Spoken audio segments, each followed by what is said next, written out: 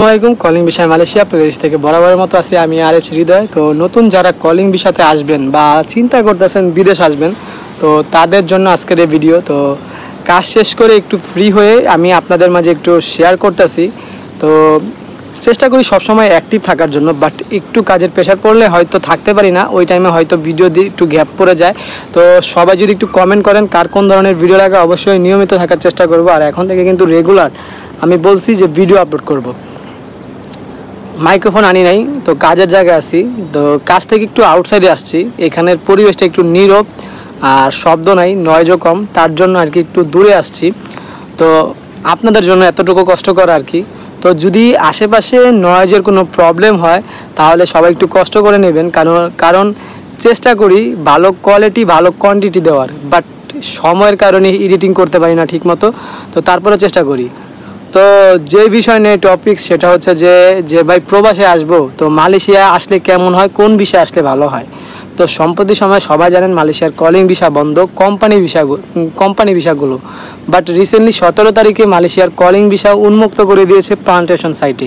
তো এর মধ্যে অনেকে কমেন্ট করতেছেন যে ভাই, যে যারা আসতে পারে নাই 17,000 কর্মী তাদের কি অবস্থা, বা ফ্যাক্টরি ভিসাতে আমি আসতে চাচ্ছি এখন আসতে পারতাছি না। তো আমি এমন চাচ্ছি যে প্লান্টেশনে এসে আমার পরিচিত কোন রিলেটিভ আছে, আমি এখান থেকে চলে যাব। তো তাদেরকে বলবো যদি আপনার এমনটা করা হয় তাহলে আমি আপনাকে বলবো যে কলিং ভিসার যে প্লান্টেশন সাইটটা এটাতে না আসেন। এই ভিসার প্রাইসটা অ্যামাউন্টটা খুবই কম। তো সরকারি রুলস অনুযায়ী সবাই জানি যে ভিসার রেটটা কেমন। তো ওই রেটটা আমি ভিডিওতে মানে বলতেছি না। তো আপনারা যদি একটু যাচাই বাছাই করেন জানতে পারবেন। আর সবাই হয়তো জানেন সরকারি রেটটা কত, তারপরে এজেন্সিরা এরকম হয় না। তারপরে কিছুদিন আগে আমাকে 2টা এজেন্সি কল করছিল যে ভাই আপনি যদি ভিডিওতে আমাদের এজেন্সিগুলোর নাম করেন তাহলে দেখা গেছে আপনাকে বেনিফিট দিব। তো আমি তাদেরকে বলছি আমি এখানে বিজনেস করতে আসি নাই, কেননা ভাই দেখা গেছে আমার মাধ্যমে আপনারা যদি কেউ কোনো জায়গায় লিঙ্ক আপ দেন তাহলে সেক্ষেত্রে যদি সমস্যায় পড়েন তাহলে কিন্তু আমার বদনাম। আর আমি আগেই বলছি আমি কিন্তু এখানে আসছি কোনো মানে বদনাম হইতে না, বাট আপনাদেরকে হেল্প করতে। তো কথা মূল টপিকে চলে যাওয়া যাক যে প্লান্টেশনে এসে অন্য কোনো সাইডে কেন যাবেন না। কারণ মালয়েশিয়াতে সবাই জানেন মালয়েশিয়ার পুলিশের ব্যবস্থা বা আইনি ব্যবস্থাটা খুবই একটু অন্যরকম টাইপের অন্যান্য দেশ থেকে। যদি এখানে আপনি লিগেলিভাবে থাকেন তাহলে আপনার জন্য ইজি পুরো বাংলাদেশের মতো, বাট যদি আনলিগেল হন বা এ দেশের কোনো নিয়ম থেকে আপনি বিরত থাকলেন সেক্ষেত্রে দেখা গেছে কি যে আপনার সমস্যা হতে পারে। আর মালয়েশিয়ার আইন আর মালয়েশিয়ার পুলিশ সম্পর্কে আমাদের বাংলাদেশে যারা মালয়েশিয়াতে আসতে চাচ্ছে তো তাদের হয়তো সবারই একটু ধারণা আছে। তারপরও আমি বলতে চাচ্ছি না, কারণ সেটা রাজনীতিক আলোচনা, তো ওইটা নিয়ে নাই বলা ভালো। তো প্লান্টেশনে যদি কেউ এরকম চিন্তা করেন যে অন্য কোম্পানিতে চলে যাবেন, তো তারা এই বিষয়ে না এসে একটা কাজ করেন, আপনারা ট্যুরিস্ট আসতে পারেন। ট্যুরিস্টের 3 মাসের টেম্পোরারি ভিসা নেওয়ার পর যদি আপনার কোনো রিলেটিভ থাকে, যারা বলতেছেন কমেন্টে আমার রিলেটিভ আছে আমি এসে হয়তো অন্য কোনো জায়গায় চলে যাব, তো তাদেরকে বলবো আপনার সে রিলেটিভের মাধ্যমে কথাবার্তা বলেন। ট্যুরিস্টে আসতে খুবই কম টাকা লাগে। যে কেউ যদি নিজে আসতে চান, যদি ভালো কোনো এজেন্সি ধরতে পারেন তাহলে সেক্ষেত্রে আমার জানা মতে আমার একটা ফ্রেন্ড আসছিল এই বছরের 3য় মাসে বা 4র্থ মাসে 1,50,000 মতো তার খরচ হয়েছে। যদি কেউ নিজে প্রসেসিং করেন তাহলে এরকম হতে পারে। আর যদি এজেন্সি দিয়ে করান তাহলে তো এক এজেন্সি এক রকম রেট নিবে, তো সেটা নির্ধারণ করা যায় না বা সেটা আমি বলতে পারবো না। তো যারা আসছে তাদের মুখ থেকে শোনা 3,30,000 থেকে 3,50,000 পর্যন্ত চলে যায় সেই রেটটা। তো এখানে আসার পর যদি আপনি কোনো কোম্পানিতে অবৈধভাবে কিছুদিন কাজ করেন, দেখা গেছে একটু সেফটি মানে নিজের সেফটিভাবে থাকতে হবে। তো অনেক জায়গা থেকে যাওয়া বিরত করতে হবে যেহেতু আপনি অবৈধ।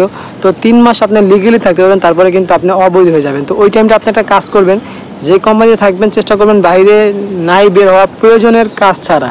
তো থাকার পর ওই কোম্পানির সাথে আপনি যদি যোগাযোগ করেন তারা কিন্তু যখন সুযোগ দিবে ফিঙ্গারের অথবা মালয়েশিয়াতে কিন্তু প্রতি বছরই বৈধকরণের একটা সুযোগ দেয়, ওই টাইমে আপনি চাইলে কিন্তু বৈধ হতে পারেন।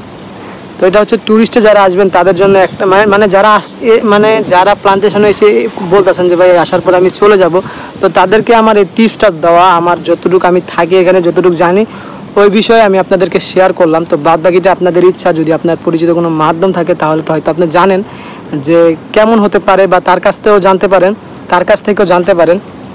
তো সবসময় চেষ্টা করি মালয়েশিয়াতে আসার পর যে রেগুলার ভিডিও আপলোড করার। তো মাঝে সময়ের কারণে পারি না, তো এর জন্যই হয়তো অনেকে ভিডিও দেখে কমেন্টে বলেন যে ভাই রেগুলার ভিডিও আপলোড করেন না, ভালো লাগে না আপনারা চাই আপনি রেগুলার ভিডিও আপলোড করেন। তো এখন থেকে আমি আপনাদেরকে কথা দিচ্ছি, তো রেগুলার থাকবো আপনাদের মাঝে। তো আমার একটা ফেসবুক পেজও আমি এখন থেকে রেগুলার থাকবো। তো মালয়েশিয়াতে নেটের প্রবলেম, যার কারণে ভিডিওগুলো ইউটিউব পর্যন্ত সীমাবদ্ধ থাকে, পেজে ছাড়তে পারি না। তো এখন থেকে পেজও পাবেন। তো আমার সবাই পেজটা ফলো করতে পারেন। পেজের নাম হচ্ছে RH হৃদয়, আমি ডিসক্রিপশন বক্সে লিঙ্ক দিয়ে দিব, গিয়ে ঘুরে আসতে পারেন। এখানে আমাকে যেভাবে সাপোর্ট করছেন ইউটিউবে, ওইরকমভাবে আমাকে ফেসবুকেও সাপোর্ট করেন। তাহলে দেখা গেছে আপনাদের ভালোবাসা পেলে হয়তো ভবিষ্যতে কিছু করতে পারবো। তো আপনাদের জন্য কিছু করতে পারবো, মানে বলা এটা আর কি। তো এই ছিল আমার আজকের মতো ভিডিওটি ভালো লাগলে অবশ্যই চ্যানেলটি সাবস্ক্রাইব করবেন। ফেসবুক থেকে দেখে থাকলে লাইক কমেন্ট ফলো তো দিবেন। তো কে কোথা থেকে দেখছেন, যদি মালয়েশিয়া থেকেও দেখেন তাহলে কমেন্ট করবেন, আর কেউ যদি বাংলাদেশ থেকে দেখেন তাও কমেন্ট করবেন। তো দেখা হবে নতুন কোনো ভিডিওতে। তো সবাইকে অসংখ্য ধন্যবাদ ফুল ভিডিও দেখার জন্য।